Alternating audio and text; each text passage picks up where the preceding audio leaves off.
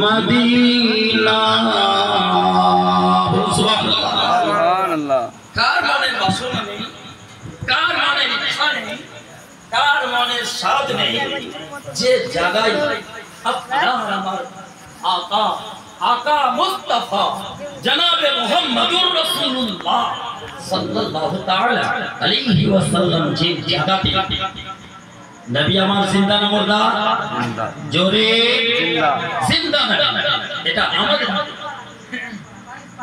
ওই জায়গা, ওই মদিনা মুনওয়ারা কার ছাড়ি যারা নবীর আশিক হবে, যাওয়ার বাসনা থাকার সত্ত্বেও টাকা না থাকলে কিন্তু যাওয়া হবে না, কিন্তু দিলে সাথ তাই আসমান সুন্দর জমিন সুন্দর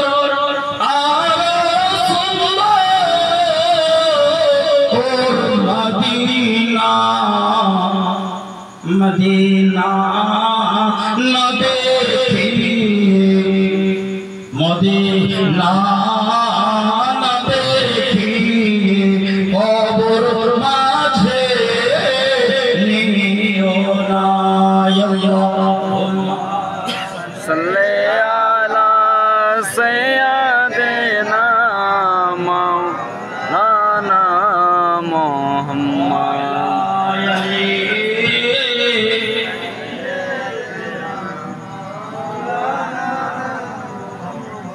সর্বপ্রথম মানবকে তিনার নাম কি আর তিনি কতদিন দুনিয়ার বুকে পৃথিবীর বুকে ছিলেন, কবি বলছে, কবির ভাষা শুনুন।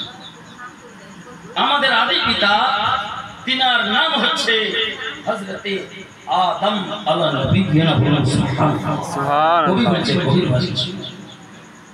আদম নবীজি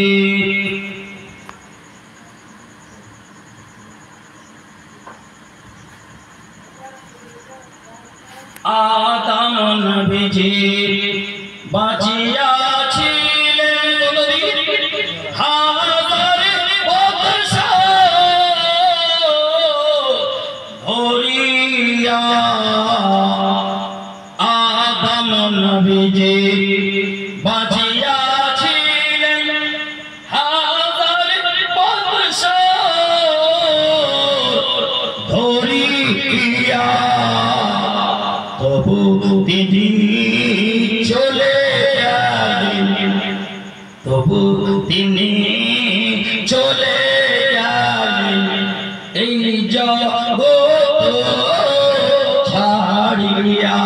আল্লাহুম্মা সাল্লি আলা সাইয়্যিদিনা মাওলানা মুহাম্মদ ওয়া আলা সাইয়্যিদিনা মাওলানা মুহাম্মদ আলে সাইয়্যিদিনা মাওলানা মুহাম্মদ সাল্লাল্লাহু তাআলা আলাইহি ওয়াসাল্লাম। যাই হোক, আজ আমরা এখানে কোন আশা নিয়ে, কেন, কিসের জন্য আমরা উপস্থিত, আমরা প্রত্যেকেই অবগত।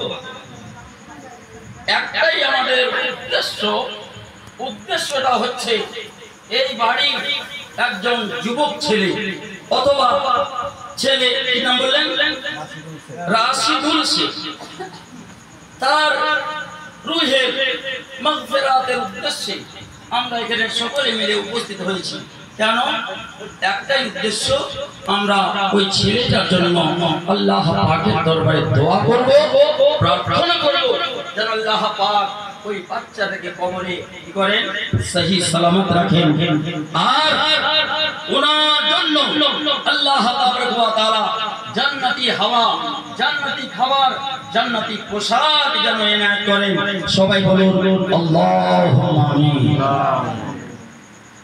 আমি আপনাদের সম্মুখে আল্লাহ পাকের ওয়ানি পবিত্র কোরআনুল কারীম থেকে আয়াতে কারিমা তেলাওয়াত করেছি। রাত হিসাব অনুযায়ী দেখলে রাত কিছুই হয় না, কারণ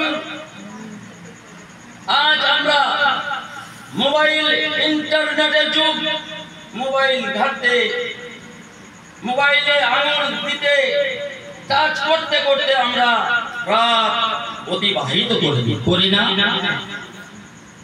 এটা এমনই একটি মাহফিল, এই জায়গাটি এমনই একটি জায়গা, এই জায়গাটি হচ্ছে একটা জান্নাতের বাগান। সুবহানাল্লাহ সুবহানাল্লাহ। যাই হোক, এই জামানা কার জন্য, এই দুনিয়া কার জন্য সৃষ্টি? আপনার আমার আকা নবী মুস্তাফা মুহাম্মদ মুস্তাফা সাল্লাল্লাহু তাআলা আলাইহি ওয়াসাল্লামের জন্যই এই জগৎ আল্লাহ তাআলা কথা সৃষ্টি করেছেন। তাই আল্লাহ তাআলা তিনি নিজে বলেন, আমি আমার প্যারা মেহবুবকে, আমার প্যারা হাবিবকে যদি আমি সৃষ্টি না করতাম, আসমান তৈরি হতো? বলুন, তৈরি হতো না। জমিন তৈরি হতো না। আল্লাহ পাক বলেন, এমন আমি আল্লাহ আমার রুবুবিয়্যত প্রকাশ করতাম না। বলুন সুবহানাল্লাহ। যা বক্তব্য লম্বা চওড়া করবো না, কারণ আমার পূর্ববর্তী বক্তা যিনি খুব সুন্দর ভাবে যেমন গলা তেমনি তলা কমেনি। যাই হোক, মাত্র 2-4 ছন্দ না করব, তার আগে একবার আপনার আমার আকা মুস্তাফা নবী মুহাম্মদুর রাসূলুল্লাহ সাল্লাল্লাহু তাআলা আলাইহি ওয়াসাল্লামকে পবিত্র মজলিসে হাজির এবং নাজির জনাব নবী মুস্তাফা গুম্বদে খাজরা দিকে ধ্যান ও ধারা দিয়ে নবী মুস্তাফাকে পবিত্র মজলিসে হাজির এবং নাজির জনাব একবার সকলে উঁচু আওয়াজে পানি পড়ছে কি এখানে পড়ছে? আরে ইয়ে কি করছেন? আরে বৃষ্টি হচ্ছে, হোক বৃষ্টি হচ্ছে আল্লাহর রহমত। সুবহানাল্লাহ। বৃষ্টি না হলে খেতে পাবে, চাষ হবে, ধান উৎপন্ন হবে, না খেতে হবে না। তাহলে বৃষ্টি আপনার রহমত না রহমত? আল্লাহর নিয়ামতের বর্ণনা শেষ করা যাবে না। যাই হোক, ছন্দটা বলছে শুনুন। বলার যেমন এখন আমার আওয়াজ ঠিক নেই, যাই হোক ভাঙা আওয়াজে আমি নাচ করতে ভালোবাসি। 2টি ছন্দ পড়বো, একবার হাত উঁচু করে বলুন ইয়া রাসূলুল্লাহ। ভাই নিয়ামত একটু আওয়াজ করে বলুন ইয়া রাসূলুল্লাহ। জামানা দিওয়ানা, জামানা দিওয়ানা, ও মায়া লীলা। বলুন সুবহানাল্লাহ। সুবহানাল্লাহ। জামানা দিওয়ানা, ও গো মায়া লীলা, তোমার লালের নাই তুলো না মাগো, তোমার লালের নাই তুলো না। সুবহানাল্লাহ। একমাত্র আপনার আমার আকার জননী মা আমিনা রাদিয়াল্লাহু তাআলা আনহা যে সন্তান জন্ম দিয়েছে,